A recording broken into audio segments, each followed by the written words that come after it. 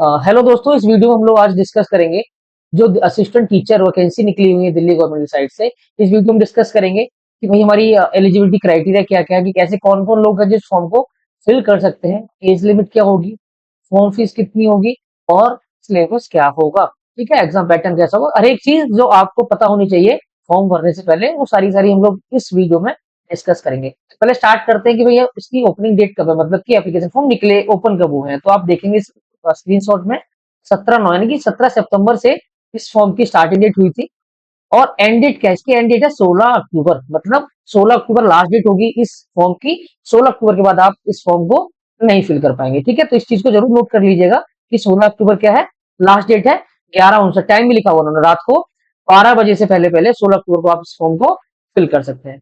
ठीक है, अब बात करें वैकेंसीज की, तो इसमें दो टाइप की वैकेंसी निकली हुई है। दोनों टीचर की वैकेंसी है। एक वैकेंसी है इसकी असिस्टेंट टीचर प्राइमरी स्कूल की, डिपार्टमेंट है डायरेक्टर ऑफ एजुकेशन। सेकंड है असिस्टेंट टीचर प्राइमरी और है न्यू दिल्ली म्युनिसिपल कॉर्पोरेशन, मतलब दिल्ली में जो एमसीडी के स्कूल होते हैं, म्युनिसिपल काउंसिल्स के जो स्कूल्स होते हैं, उसमें वैकेंसी निकली हुई है। इसमें वैकेंसी है 125 की। और सेकंड है डायरेक्टर ऑफ एजुकेशन डिपार्टमेंट है, इसमें वैकेंसी निकली हुई है। इसमें वैकेंसी है 1055। अगर हम बात करें कैटेगरी वाइज, तो अनरिजर्व की 434 है, ओबीसी की 278 है, एससी की 153 है, एसटी की एक 62 वैकेंसीज है और ईडब्ल्यूएस की 128 वैकेंसीज हैं। पीडब्ल्यूडी जो हैंडीकैप बच्चे होते हैं उनकी वैकेंसी अलग से दी हुई है, 55 वैकेंसीज पीडब्ल्यूडी और फिजिकल विद हैंडीकैप बच्चे होते हैं उनके लिए ये वैकेंसीज दी हुई है।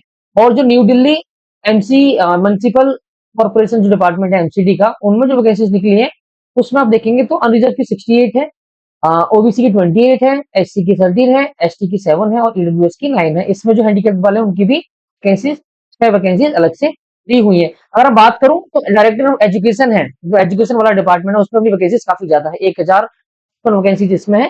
और एमसीडी स्कूल में वैकेंसीज हमारी 125 है। ठीक है, टोटल वैकेंसीज हमारी है 1180। बहुत बड़ी वैकेंसीज है। दिल्ली दिल्ली में अगर बात करें, जो लोग दिल्ली में जॉब करना चाहते हैं गवर्नमेंट जॉब, उनके लिए बहुत अच्छी अपॉर्चुनिटी हो सकती है।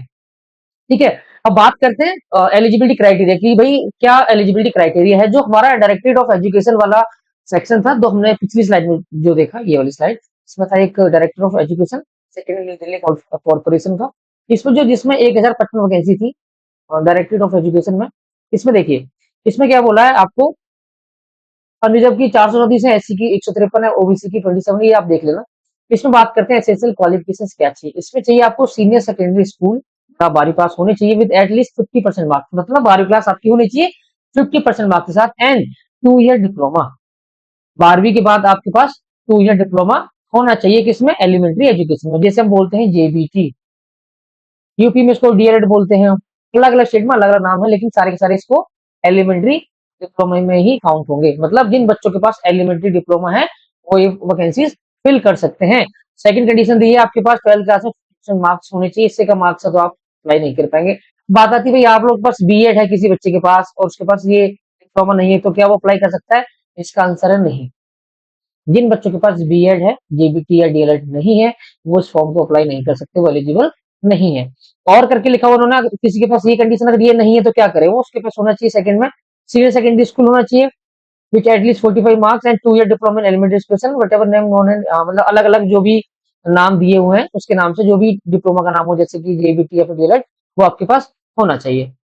ठीक है, ये हो गया। अब बात करते हैं पे स्केल की। एक्सपीरियंस इसमें चाहिए नहीं, जीरो एक्सपीरियंस, आप फ्रेशर हैं तो आप अप्लाई कर सकते हैं। पे स्केल इसका 35,400, मतलब 35,400 इसकी बेसिक सैलरी होगी।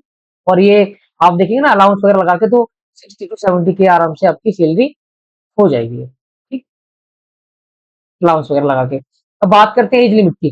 जो बच्चे अनरिजर्व कैटेगरी से हैं, जनरल कैटेगरी से हैं, बच्चे बिलोंग करते हैं, उनकी एज लिमिट 30 है।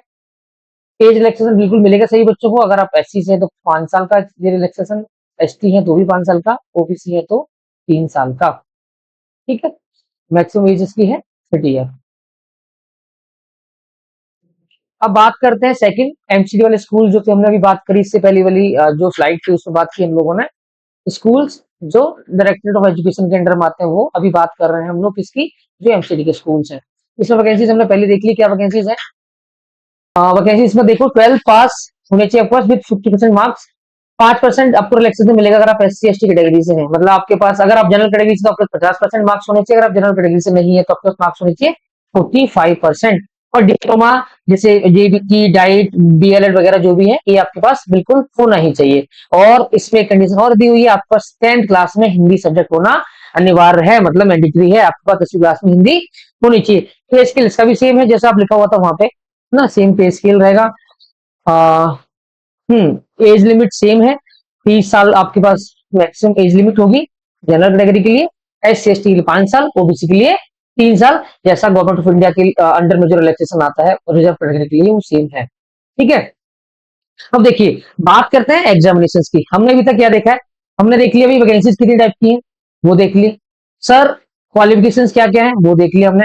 अब सबसे लास्ट में जो पॉइंट आता है वो आता है कि हमने सब कुछ भर लिया फिल कर लिया, हम तैयारी कैसे करेंगे। तैयारी की बात करें हम इसमें तो आपके पास एक एग्जाम होगा जिसका ड्यूरेशन होगा 2 घंटे, मतलब 120 मिनट का एग्जाम होगा, और टोटल क्वेश्चन आएंगे 200, टोटल मार्क्स भी 200, मतलब इसका मतलब क्या है कि 1 नंबर 1 मार्क्स। ठीक है, और ग्रैंड टोटल क्या है, मैक्सिमम 200 मार्क्स आप लेके आ सकते हैं। ठीक है, इसमें देखिए दो है, इसमें सेक्शन दिए हुए आपको, एक सेक्शन ए है एक सेक्शन बी है।